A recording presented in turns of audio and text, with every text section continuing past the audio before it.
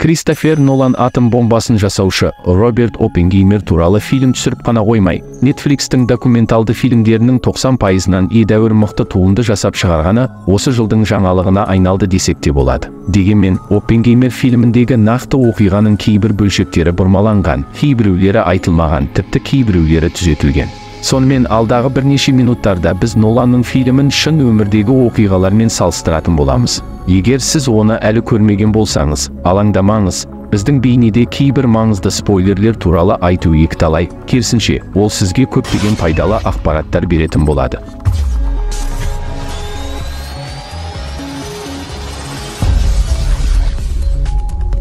Атом бомбасының әкесі Роберт Оппенгеймер 1904 жылы Нью-Йоркте дүниеге келген. Роберттің отбасы туралы айтатын болсақ, Оппенгеймердің ата-анасы өте бай болды. Сондықтан Роберт басшы Патрик Блэккетке берген ластанған алманың ісін бұзды. Ғалымдардың қарым-қатынасы орнатылмаған және бұл фильм өте жақсы ашылған сәт. Оппенгеймер жас кезінен зертханада жұмыс істегенді ұнатпады. Теориялық физика мен ой ауқымын артық көрді. Ол үшін Блэккет оны қинады. Сондықтан Оппенгеймер оған уланған алма береді. Кейіннен қалғанын өзі алып кетіп, ешкім ештеңе білмей қалады. Бірақ өмірдегі оқиғада қатты жанжал көтеріліп, ата-анасы атом бомбасын жасаушылар тобымен психиатрға үлкен қаражат жұмсайды. Роберт көп темекі шегетін, уақытылы тамақтанбай, депрессияға бейім болатын. Бұл сәтті фильмде өте жақсы көрсетті, бірақ Оппенгеймердің ғылыми жетістіктері туралы фильмде көп тоқтаған жоқ. Онда Роберттің Нобель сыйлығы алмағанын мазақтап, күлкі етеді. Оны саяси адам деп, ғалымның данышпандығы жайлы ештеңе айтпайды. Режиссер Кристофер Нолан Роберттің жетістіктеріне баса назар аудармайды, бірақ Манхэттен жобасында жаппай жасаған жұмыстарынан кейін ойы өзгерген болатын. Оппенгеймер Макс Борнмен бірге кванттық ауысулардың сандық өлшемдерін есептеп, молекулалардың кванттық қозғалысы туралы ғылымдар тарихындағы ең дәйек сөздердің бірін жариялады. Сонымен қатар позитронның бар екенін болжады. Сонымен қатар Оппенгеймердің арқасында жұлдыздың гравитациялық құлдырауын, содан кейін олар нейтронды жұлдыздарға немесе қара тесіктерге айналатынын білді. Роберт планетаның негізгі ғылыми тобына 3 рет шығып, бірақ саяси жоспар бойынша Нобель сыйлығы сол күйі берілмеді. Алайда көптеген ғалымдардың пікірінше, Нобель сыйлығы Оппенгеймердің гравитациялық күйреуі үшін беруге тұрарлық кез деп санайтын. Ғалым өкінішке орай болашаққа тым алысқа кетіп, оның еңбектерін қайтыс болғаннан кейін ғана бағалай бастады. Жалпы, Роберттің ғылыми саладағы данышпандығын жоғары деңгейде бағалауымыз керек. Оппенгеймер Манхэттен жобасына қабылданғаны кездейсоқ емес тұғын. Атом бомбасын жасау үшін шөлдегі қала шынымен салынып, жасалды. Лос-Аламоста шыңында 75 мың адам тұрды, ал тағы 15 мың адам резервте болды. Атом бомбасын салу өте ауқымды жоба болып, қалада бірнеше саябақтар, дүкендер мен мектептер салынды. Қысқасы өмір сүруге қолайлы барлық жағдайларды жасаған Кристофер Нолан шын өмірдегі Лос-Аламостан жақын маңайдан қала салды. Мэтт Деймонның айтуынша, онда тіпті өмір сүруге болады. Камера қосылған кезде, актерлар қай жерде тұру керектігін, қай ғимараттан түсіруді және қайда серуендеуді өздері таңдады. Бұл дегеніміз максималды реализм бар деген сөз. Мэтт Деймон Манхэттен жобасының жетекшісі генерал Лесли Гробстың рөлін сомдайды, ал Оппенгеймер тек ғылыми бөлімнің басшысы болды, бірақ барлық шешімдерді Гробс қабылдайтын еді. Бұл қызық оқиғамен байланысты, өйткені атом бомбасының жобасын әскери адам жасағаннан кейін барлық ғалымдар бұл қызметке тағайындалу керек деген шешім қабылданған болатын.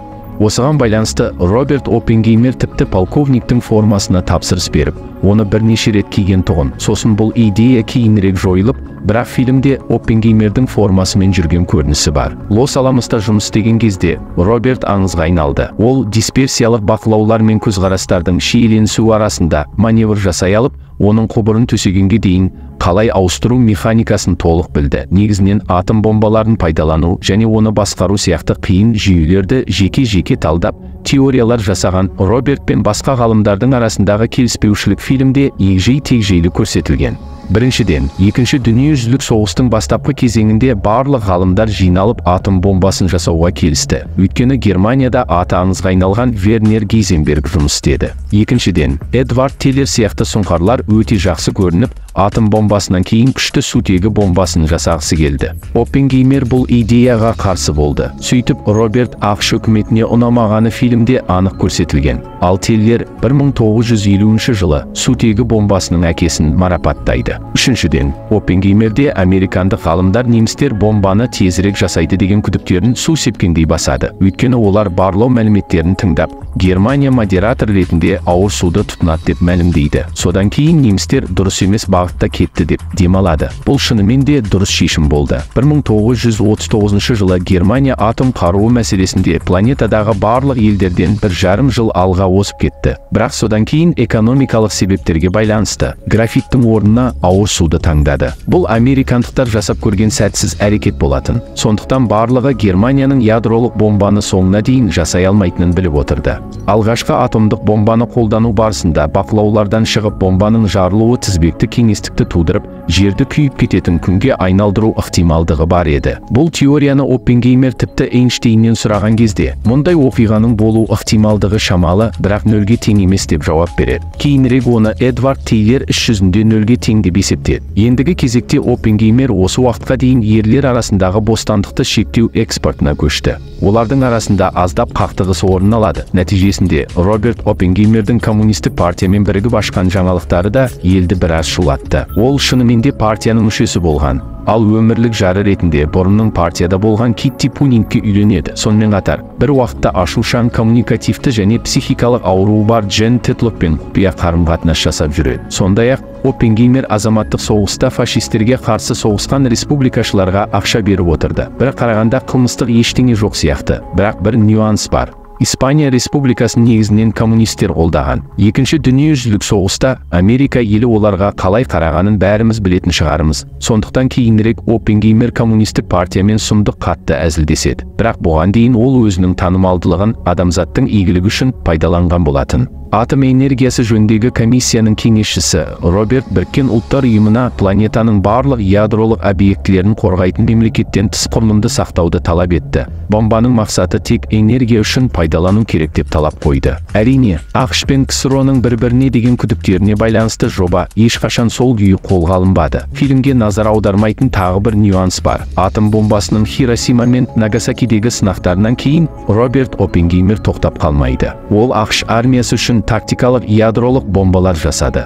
Эдвард Теллердің сутегі бомбасының күшіне байланысты оның жұмысын жоғары бағалады. Фильмде осыған байланысты Робертті айыптағандай болады. Шын мәнінде 50-ші жылдары басталған Оппенгеймерге тағылған айыптар елдегі екі партияның арасындағы қақтығыстар әсерінен болды. Оппенгеймер армияда жұмыс істеп жүргенде әуе күштері үшін сутегі бомбасы жасалды. Президенттің үкіметтегі екі партияны да қаржыландыру оңайға түспеді. Сондықтан бір партияның ғана идеясын қолдау керек болды.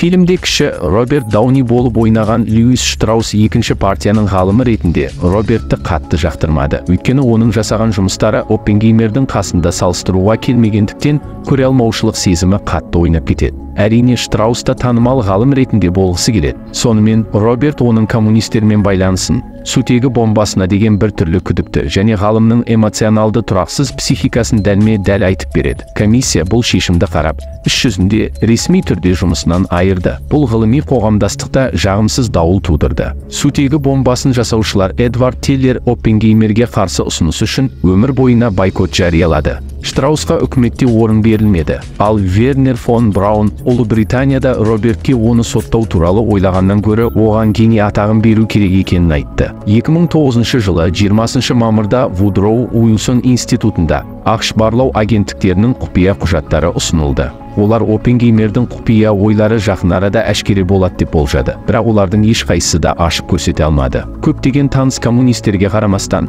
Роберт ешқашан ақшты сатқан жоқ. Сонымен қатар, Манхэттен жобасында жұмыс істеген кезде, Оппенгеймер бірнеше жасырын коммунистерді үнсіз жұмыстан шығарып отырды. Олар туралы ешкімге айтылмады. Себебі ғалымның мансаптық жұмысына зиян келмеу үшін. Жалпы ғылыми қоғамдастықта 1954 жылғы жанжалдан кейін Роберт Оппенгеймер мықты данышпан атағын алады. Алайда ғалымнан жабық жауап алу кезінде коммунистік ғалымдардың фамилияларымен белсенді түрде бөлісіп айтып береді. Егер үкімет оны ақтайтын болса, Оппенгеймер тарихқа барлау агенттіктеріне опасыздық жасаған адам ретінде енер еді.